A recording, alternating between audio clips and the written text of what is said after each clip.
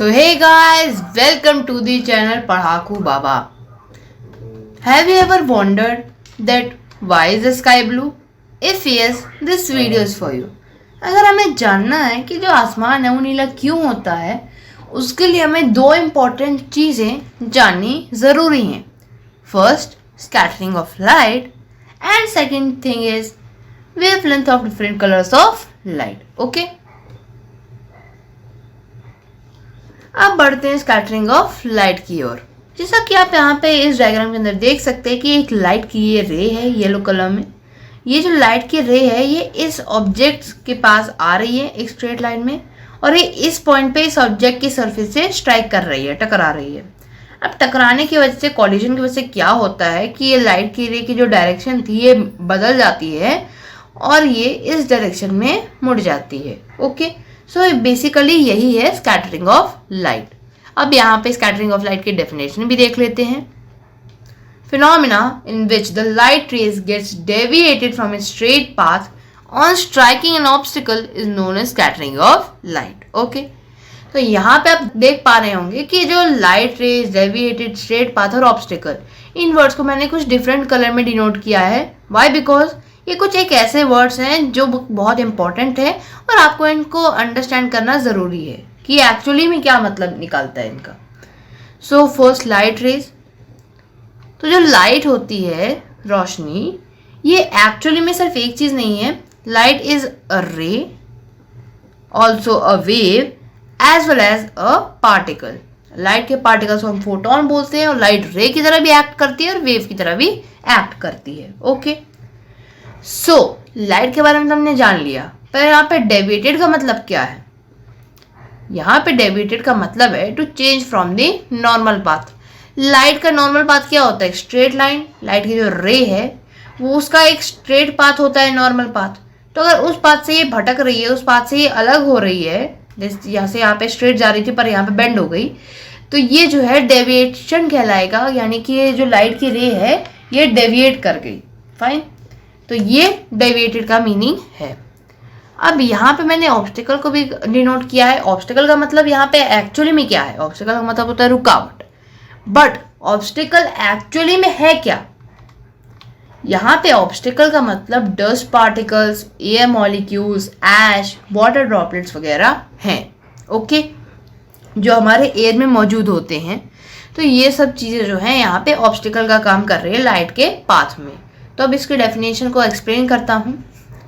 Phenomena यानी कि ऐसा एक प्रोसेस जिसके अंदर जो लाइट के रेज हैं वो डेविएट कर रही हैं, यानी कि अपने रास्ते से भटक रही हैं, अलग हो रही हैं, जो कि स्ट्रेट लाइन में जा रही थी ये लाइट की रेज, उससे ये भटक जाती हैं ऑन स्ट्राइकिंग एनी ऑब्स्टिकल, किसी भी रुकावट से टकराने पर, जो कि यहाँ पे गिवन है डस्ट पार्टिकल्स, एयर मॉलिक्यूल्स, ऐश वगैरह. इन सब से जब ये टकराती है लाइट रेज तो ये इनका रास्ता भटक जाती हैं और इसी फिनोमिना को हम स्कैटरिंग ऑफ लाइट बोलते हैं. फाइन, तो आई होप कि आप समझ गए होंगे कि स्कैटरिंग ऑफ लाइट क्या है.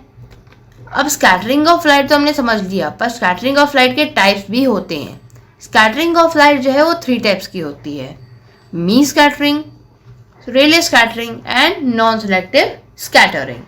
मी स्कैटरिंग की डेफिनेशन यहाँ पे आप देख पा रहे हैं. When the particle size is equal to that of the wavelength of light. यानी कि जो मी स्कैटरिंग होती है उसके अंदर जब जो लाइट की रे है, लाइट की जो रे है वो जिस पार्टिकल से टकरा के अपनी डायरेक्शन को बदल रही है, उस पार्टिकल का साइज अगर लाइट की वेवलेंथ के बराबर है तब वो जो है मी स्कैटरिंग करेगा. और लाइट की वेवलेंथ क्या होती है? जैसे मैंने आपको बताया कि लाइट जो है वेव के जैसे भी एक्ट करती है. तो एक वेव के अंदर टॉप होता है और बॉटम होता है. ठीक है, मतलब कि जो एक बल्ज सा उठता है और एक जो क्लिफ सी बनती है. ओके, तो ये टॉप पॉइंट और एक बॉटम पॉइंट, इनके बीच का जो डिस्टेंस होता है वो कहलाता है वेवलेंथ. तो जब मी स्कैटरिंग के अंदर, जैसे मैंने आपको बताया कि पार्टिकल का साइज लाइट की वेवलेंथ के बराबर होता है.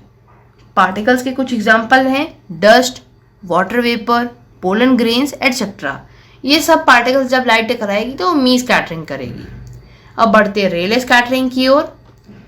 रेले स्कैटरिंग वो टाइप की स्कैटरिंग होती है when the particle size is less than the wavelength of light.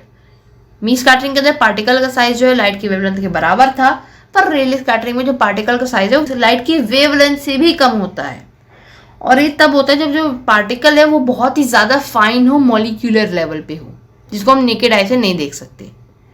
इनके कुछ एग्जाम्पल हैं एयर मॉलिक्यूल्स और गैस मॉलिक्यूल्स। वाटर वेपर को हम खैर नहीं देख सकते, बट पोलन ग्रेन्स और डस्ट इनको तो हम आंखों से देख पाते हैं। तो ये मीन स्कैटरिंग के अंदर हम पार्टिकल्स को मैक्सिममली देख सकते हैं। रेले स्कैटरिंग में हम इनको बिल्कुल भी नहीं देख सकते, एयर मॉलिक्यूल्स और गैस मॉलिक्यूल्स को। इनसे जब लाइट की रे टकराएगी तो ये रेले स्कैटरिंग करेंगे। अब बढ़ते अपनी तीसरी स्कैटरिंग की ओर, that is non selective scattering. Non selective scattering के अंदर क्या होता है, यहाँ पे आप देख सकते हैं, when the particle size is more than the wavelength of light, यानी कि जो पार्टिकल है जिससे लाइट की रे टकराएगी, अगर उस पार्टिकल का साइज लाइट की वेवलेंथ से भी बड़ा है तो वो नॉन सेलेक्टिव स्कैटरिंग करेगी लाइट। ओके, तो वो लाइट जो है जिस पार्टिकल से टकराएगी वो पार्टिकल का साइज जो वेवलेंथ से भी बड़ा है। तो इनके कुछ एग्जांपल है वाटर मॉलिक्यूल्स और लार्जर डस्ट पार्टिकल्स। इन जो फाइन डस्ट होती है, जो एकदम बहुत ही फाइन, बहुत ही छोटे पार्टिकल्स होते हैं जिस डस्ट के, वो मीन स्कैटरिंग करेगी, और जिसके थोड़े बड़े होते हैं रिलेटिवली, वो जो है नॉन सेलेक्टिव स्कैटरिंग करेगी। फाइन, तो ये तो हमने जाना स्कैटरिंग ऑफ लाइट के बारे में। अब हम बढ़ते हैं अपनी दूसरी इंपॉर्टेंट चीज की ओर, that is wavelength of different colours of light. जैसा कि आप जानते हैं कि एक वाइट लाइट जो होती है उसके 7 कॉन्स्टिट्यूएंट कलर्स होते हैं। जब वाइट लाइट को हम एयर मॉलिक्यूल या गैस मॉलिक्यूल से टकराते हैं, यानी कि जब वाइट लाइट के साथ रेले स्कैटरिंग होती है, तो रेले स्कैटरिंग होने पे वाइट लाइट जो है ये 7 कलर्स में डिवाइड हो जाती है।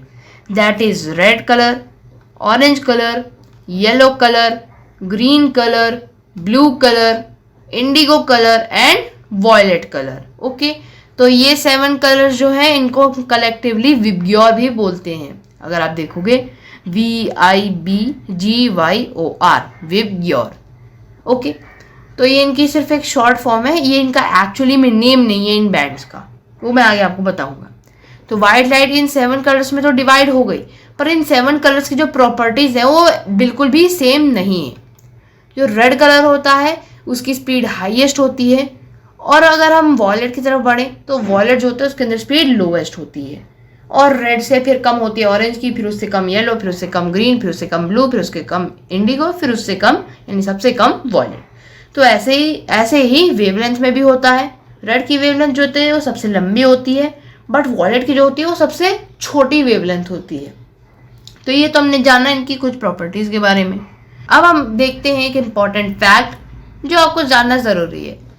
आपने अगर गूगल में चेक किया होगा या फिर किसी बुक से आप चेक करोगे तो आपको ये बताया जाएगा कि जो ब्लू लाइट है that scatters the most and the red light scatters the least. तो यहाँ पे रेड लाइट का मतलब सिर्फ और सिर्फ रेड कलर नहीं है, और ना ही ब्लू लाइट का मतलब only and only blue colour है। ब्लू लाइट जो है 3 कॉन्स्टिट्यूएंट कलर से मिलके बनी है, that is blue, indigo and violet. Okay, और जो रेड लाइट है वो भी 3 कॉन्स्टिट्यूएंट कलर से मिलके बनी है, that is red, orange and yellow. Fine, और जो आखिरी कलर बचा दैट इज ग्रीन लाइट, और ग्रीन लाइट के अंदर जो है सिर्फ और सिर्फ ग्रीन कलर आएगा। ये ग्रीन कलर येलो और ब्लू बैंड के मिक्स होने पे बनता है। एंड मैंने अभी आपको बताया था कि जो विबग्योर है इनकी शॉर्ट फॉर्म है कलर्स की, बट इनका एक कलेक्टिव नेम है that is known as spectrum. इन 7 कलर्स को हम स्पेक्ट्रम बोलते हैं कलेक्टिवली। फाइन, अब मैंने आपको बता दिया कि जो ब्लू लाइट है वो scatters the most and red light scatters the least. अब हम बढ़ते हैं अपने वीडियो के मेन टॉपिक पे, जो कि है जो हमारा स्काई है वो ब्लू कलर का क्यों होता है, या फिर हमारा आसमान है वो नीला क्यों होता है। तो उसके लिए यहाँ पे आप देख पा रहे हैं कि ये एयर मॉलिक्यूल है।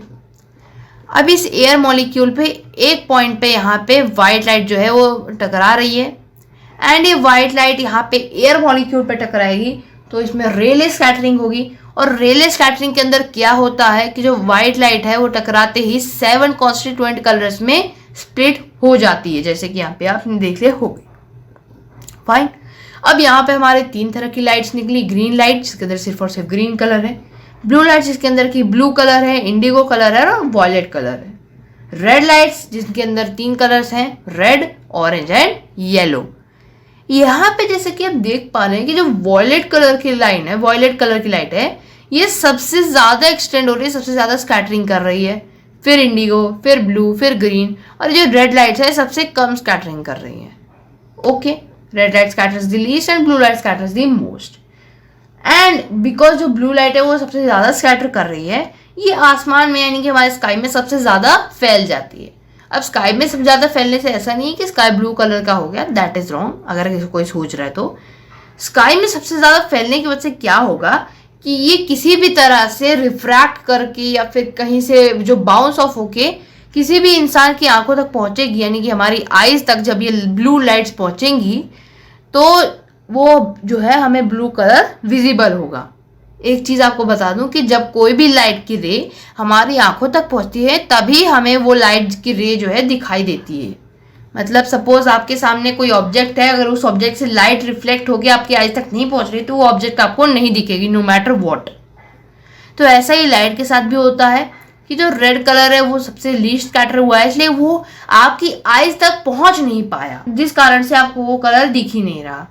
एंड ये ब्लू लाइट्स हैं, ब्लू लाइट जो है सबसे पहले आपकी आईज तक पहुंच गई है, जिसकी वजह से ग्रीन को भी चांस नहीं मिला दिखने का। एंड ये ब्लू लाइट जो है आपको ऐसा महसूस करवाती है कि जो स्काई है वो एक्चुअली में ब्लू कलर का है, बट स्काई जो है ब्लू कलर का है नहीं, स्काई जो है ब्लू कलर का दिखता है। फाइन।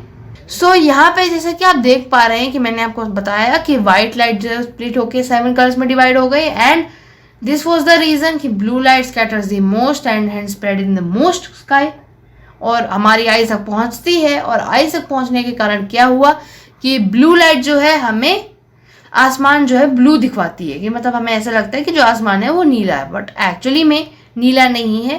एंड आपने अगर देखा होगा कि जो स्पेस है यानी ये जो अंतरिक्ष है उसकी इमेजेस में अंतरिक्ष बिल्कुल ब्लैक नजर आता है। वाई? बिकॉज अंतरिक्ष में वैक्यूम है, यानी कि वहाँ पे एयर के पार्टिकल्स ज़्यादा मौजूद नहीं, बहुत ही कम है, तो इस वजह से कोई भी लाइट रिफ्लेक्ट नहीं हो पाती और ना ही हमें दिखती है, जिस वजह से हमें पता ही नहीं चल पाता कि वहाँ पे कोई भी कलर इनमें से है।